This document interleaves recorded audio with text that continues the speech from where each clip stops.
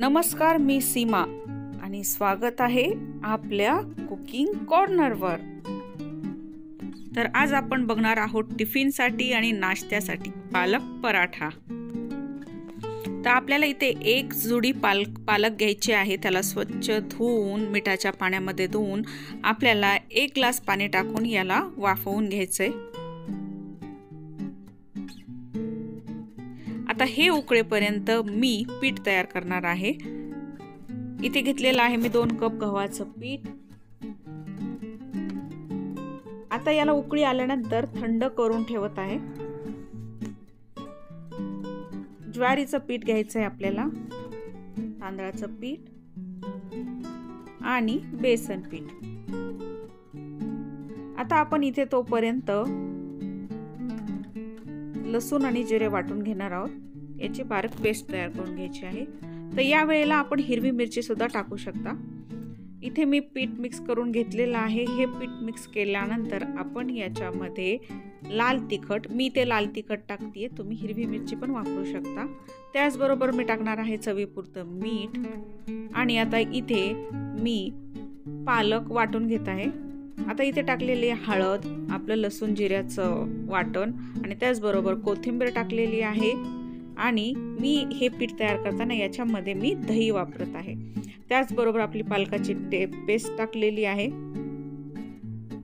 अतिशय कमी इन्ग्रेडियंट्स आहेत आणि आता याला व्यवस्थित चोळून घ्यायचं आहे। आपल्याला अंदाजा घ्यायचा आहे की पालकाची प्युरी आणि दही याच्यामुळे आपलं पीठ किती ओलं होतंय आणि जर कोरडं होत असेल तर थोडं थोडं पाणी ऍड करत आपल्याला पीठ मळून घ्यायचं आहे। हे बघा, मी अशा प्रकारे पाणी टाकून पीठ मळून घेतेय। आपल्या चपातीप्रमाणेच आपल्याला पीठ मळून घ्यायचंय, फक्त थोडंसं घट्ट ठेवायचंय।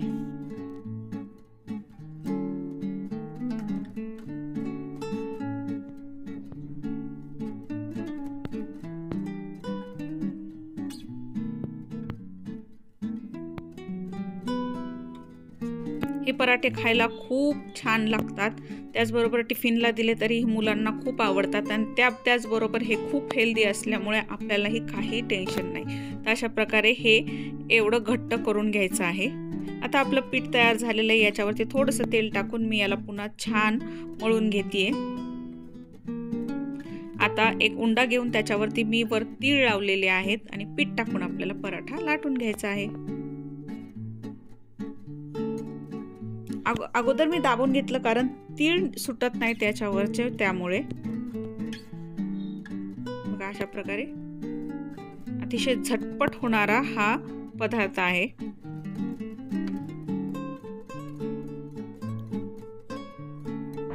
तर हा पराठा लाटून झालेला आहे। तर हा मी भाजून घेत आहे।